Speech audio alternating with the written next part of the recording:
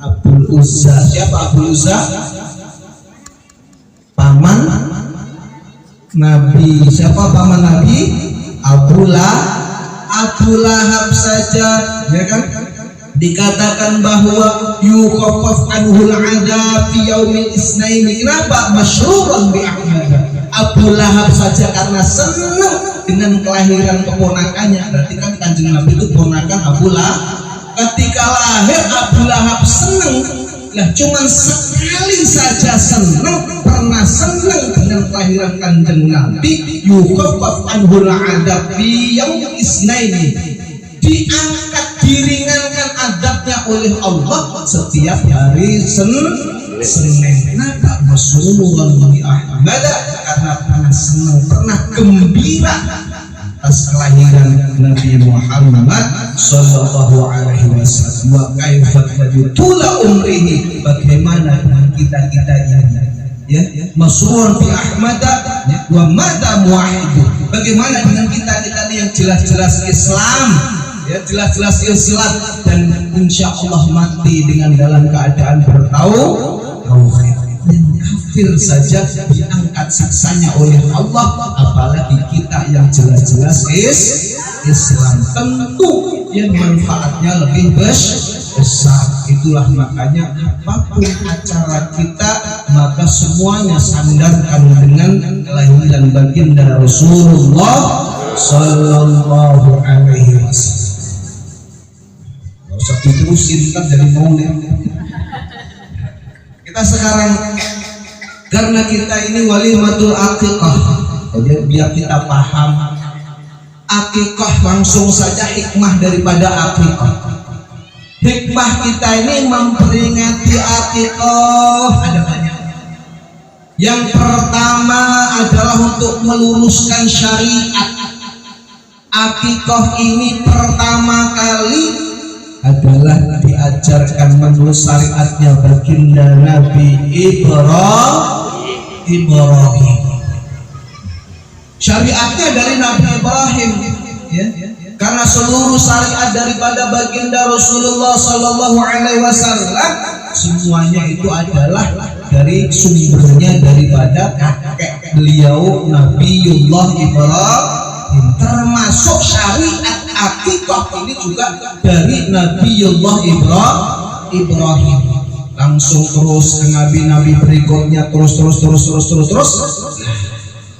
sampailah kepada baginda Rasulullah Sallallahu Alaihi Wasallam. Karena telah mengalami zamanul fatrah, ada masa-masa kekosongan para nabi, maka syariat aqiqah ini sampai melenceng.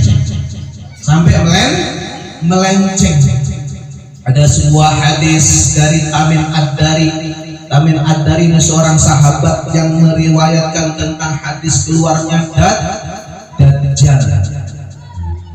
Tamim Ad-Dari mengatakan kunna fil jahiliyati idza wulida ghulam nadbakhu syatan wala tuhafi wala tuharasuhu fi dam. Tamim Ad-Dari mengatakan kunna fil jahiliyah, ketika kami ini masih jahiliyah. Jahiliyah itu artinya belum diutusnya baginda Nabi Muhammad. Udah belum tahu, bodoh banget. Orang kafir Quraisy Mekah itu julukannya dulu adalah orang-orang jahiliyah. Kenapa? Karena saking bodohnya. Bagaimana nggak bodoh yang mereka bikin patung disembah sendiri, ya kan? Habis itu patung bikin roti daripada patungnya daripada roti, setelah itu disembah, setelah lapar dimakan aja sendiri. Nah ini kan nggak masuk akal tuh ya. Kalau kita pikir ini orang gila atau apa, masa Tuhannya dimakan sendiri. Nah ini zaman sebelum diutusnya baginda Nabi, syariat akikah juga sudah ada. Cuman mereka itu ya, ketika mereka ada di antara mereka itu melahirkan, kata Tamim Ad-Dari, wala tuharasu bidamiha, mereka itu setelah disembelih itu kambing, kemudian darahnya dioles-oleskan di kepala si bayi. Nah, ini syariat yang melenceng, ya. Syariat melenceng. Falamma ja'al Islam, maka ketika datanglah ini agama Islam di bawah siapa Bu? Baginda Rasulullah Sallallahu Alaihi Wasallam, maka syariat terus diluruskan oleh baginda Nabi Muhammad Sallallahu Alaihi Wasallam. Dan syariatnya seperti apa? Ya seperti sekarang ini, tadbahu syaitan, kemudian dipotongkan kambing, ya, kemudian dicukur rambutnya. Tadi ada yang cukur rambut enggak? Enggak ada yang berani ya, karena kecil, takut kena gentingnya. Tapi biasanya harus dicukur Bu, dicukur, ya. Setelah itu ditimbang, setelah itu baru diapain? Diemas atau perak bulan daripada rambut tersebut. Wah, jadi kalau lagi emas mahal sekarang, wah untung tadi nggak ada yang nyukur nih. Nggak, perak juga boleh, ya kan? Perak juga boleh. Artinya disedekahkan berapa sih? Cuma rambut doang, ya kan? Paling ring banget. Berapa emas?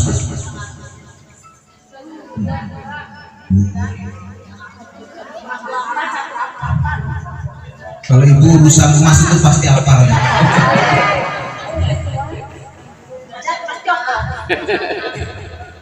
Lah kemudian diluruskan oleh Rasulullah Sallallahu Alaihi Wasallam.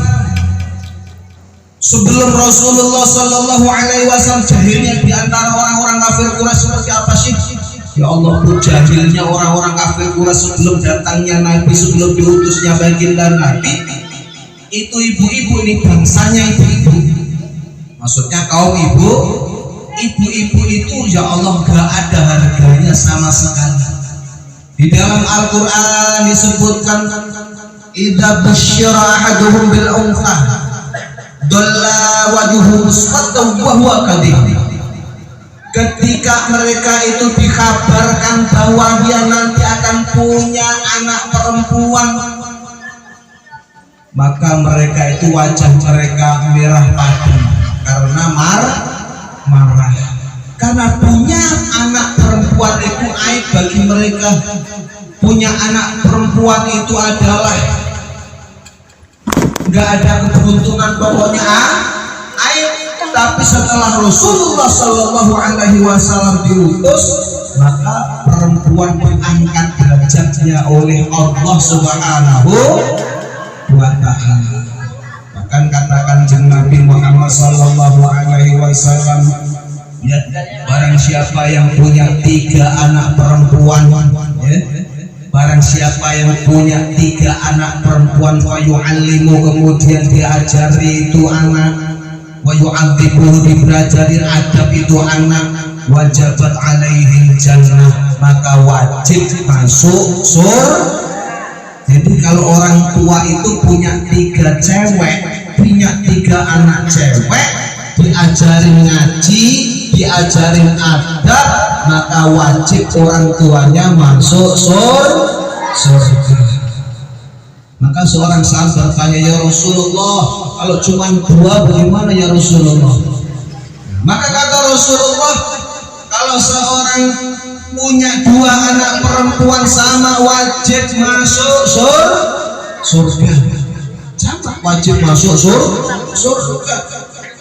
Terus ada 1, kalau cuma 1 ya Rasulullah, tetap kalau diajarkan dia ilmu agama, diajarkan dia adab, maka wajibat alaihil jannah, wajib masuk surga.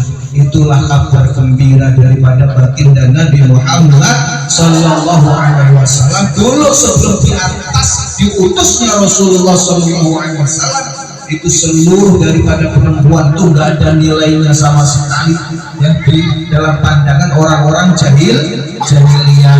Tapi setelah Rasulullah Sallallahu Alaihi Wasallam diutus, subhanallah, diangkat derajatnya oleh Allah Subhanahu wa Ta'ala. Yang kedua, hikmah daripada akikah. Jadi hikmah daripada akikah adalah untuk tarbiyatul ulah, mengajarkan anak kita ini berkorban, ya tentunya mengajarkan bagaimana mengikuti daripada syariatnya Allah Subhanahu wa Ta'ala, syariatnya baginda Rasulullah Sallallahu Alaihi Wasallam tentang pengorbanan baginda Nabi Ibrahim, baginda Rasulullah Sallallahu Alaihi Wasallam. Maka sejak kecil sudah diajari untuk berkorban.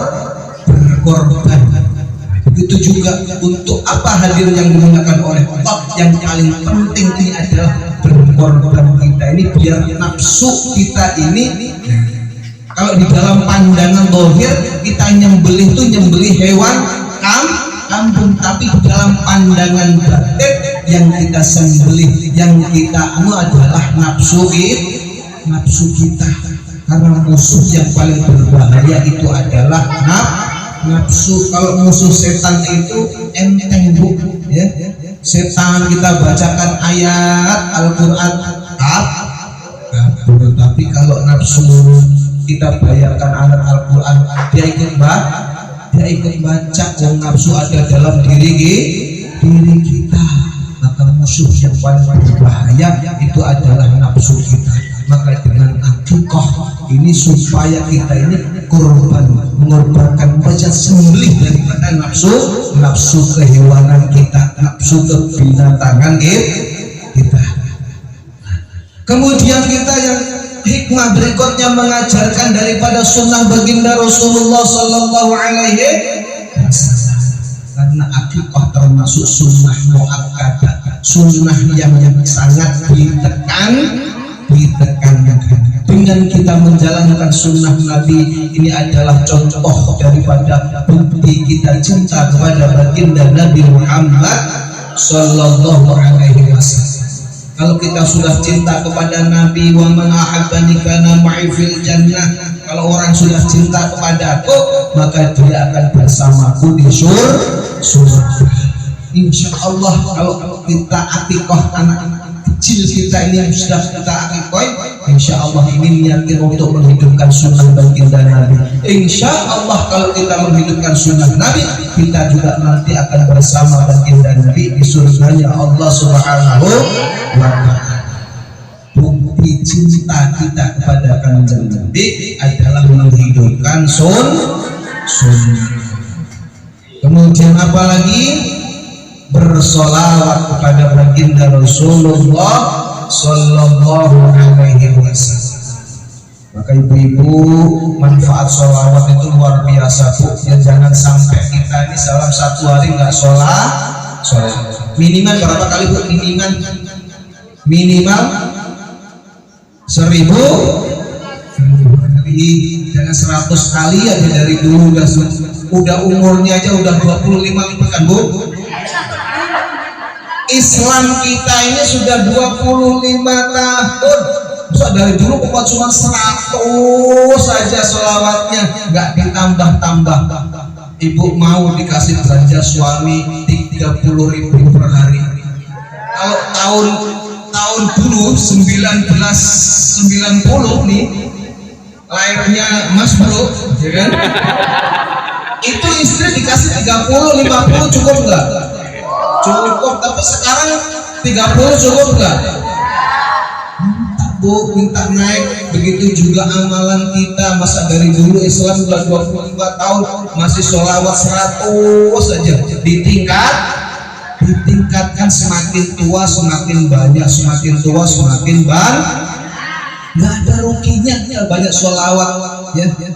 Man sholla alayya, man aktsara alayya sholatan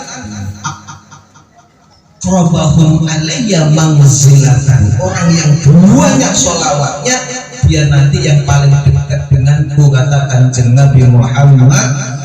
Senang nggak dekat dengan kanjeng Nabi? Senang banget itu pasti, ya kan? Umpamanya di sini ada Pak Prabowo atau ayo majelis taklim itu duduk di samping-samping saya, senang nggak? Itu baru Pak Prabowo. Apalagi Kanjeng Nabi Muhammad, syaratnya apa Bu? Banyak sholawat. Aulan nasi fi yaumil qiyamah man aktsara alayya sholatan. Orang yang pertama kali mendapatkan syafaatku, kata Kanjeng Nabi, kita ini diprioritaskan, diduluin mendapatkan pertolongan baginda Nabi kalau kita banyak baca sholat. Sallallahu ala Muhammad sallallahu alaihi wasallam sallallahu ala Muhammad sallallahu alaihi wasallam. Udah 3 kali. Tapi yang banyak itu nggak usah panjang-panjang. Dah, sallallahu Muhammad 1000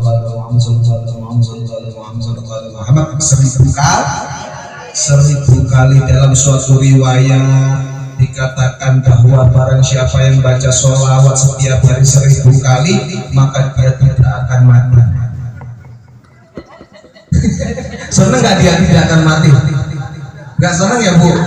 Maksudnya dia tidak akan dimatikan sebelum diperlihatkan tempat surganya Allah Subhanahu wa ta'ala. Berapa kali sehari? 1000 kali. Insya Allah niat ya. Enggak sampai setengah jam Bu. Kalau cuma enggak sampai setengah jam. Jadi oleh-olehnya malam hari ini 1 besek. Ya kalau dapat 2 aja dapat, kira-kira 2 aja ya.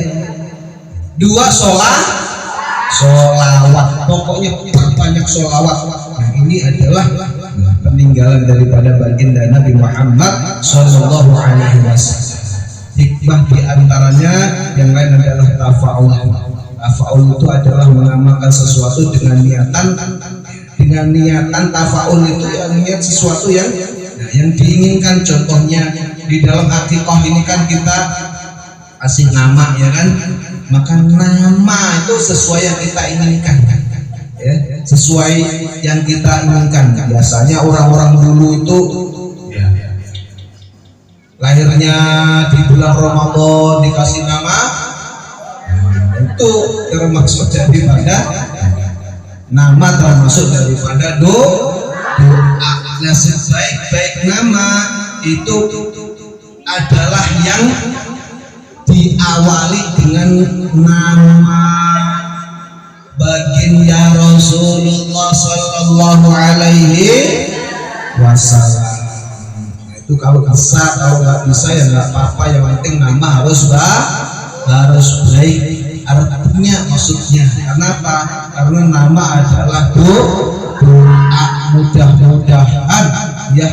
Mudah-mudahan perjalanan hidupnya adalah sebagaimana yang dicita-citakan oleh orang tua, yang dibuktikan di dalam nama nih, yang diberikan kepada si bayi. Nah mudah-mudahan kita semuanya ini diberikan oleh Allah Subhanahu wa ta'ala, disihatkan oleh Allah Subhanahu wa ta'ala, diberkahi oleh Allah Subhanahu wa ta'ala, dan juga mudah-mudahan kita semuanya nanti dijadikan umat Rasulullah yang menuju surganya Allah Subhanahu wa ta'ala. Al-Fatihah. A'udzubillahi minasyaitonir rajim. Bismillahirrahmanirrahim. Alhamdulillahirabbil alamin. Ar-Rahmanir-Rahim. Maliki yaumiddin. Iyyaka na'budu wa iyyaka nasta'in. Shiratal mustaqim. Shiratal ladzina an'amta 'alaihim ghairil maghdubi 'alaihim waladdallin. Amin. Mohon maaf 30 menit saja karena saya lagi ditungguin majelis di rumah. Ya, ini sempat-sempatin. Yang penting ketemu ibu-ibu semuanya. Mudah-mudahan yang penting kita bergembira dengan kelahiran baginda Nabi Muhammad Sallallahu Alaihi Wasallam, yang mudah-mudahan kita ini bisa bermanfaat sampai dunia akhirat. Amin ya rabbal alamin. Dan kita doa bayinya namanya siapa nih? Iya, Safia.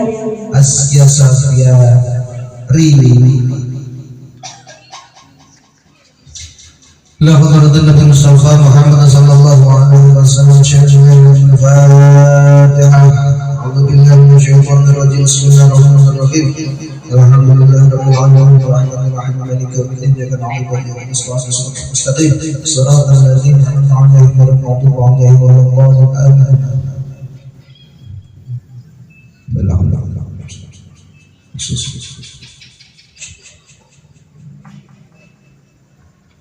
شهر الليلة الفاتحة. أعوذ بالله من الشيطان الرجيم. بسم الله الرحمن الرحيم. الحمد لله رب العالمين الرحمن الرحيم مالك يوم الدين إياك نعبد وإياك نستعين اهدنا الصراط المستقيم صراط الذين أنعمت عليهم غير المغضوب عليهم ولا الضالين آمين. استغفر الله العظيم استغفر الله العظيم. سبحان الله وغفور الله وصلى على سيدنا وحبيبنا شفيعنا ومولانا محمد صلى الله على كل صحابة رسول الله. الحمد لله رب العالمين حمدا شاكرين حمدا ناعمين حمدا معافين عنه كافر مسجدا يا ربنا الحمد لله الباخر الجلال والإكرام والعظيم سلطانك. اللهم لك الحمد كله ولك الملك كله وبيدك الخير كله وإليك يرجع كل سره وعلانيته.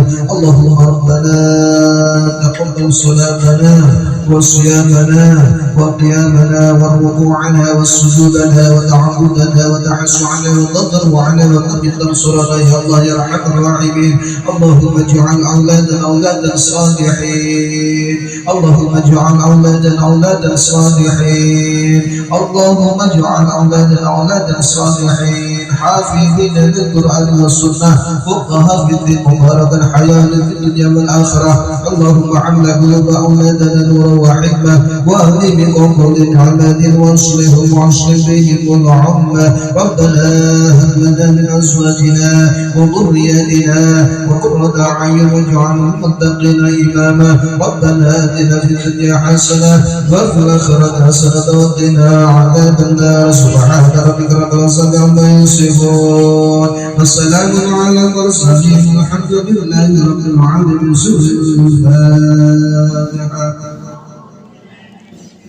بسم الله الرحمن الرحيم. الحمد لله رب العالمين الرحمن الرحيم مالك يوم الدين إياك نعبد وإياك نستعين اهدنا الصراط المستقيم صراط الذين أنعمت عليهم غير المغضوب عليهم ولا الضالين. السلام عليكم.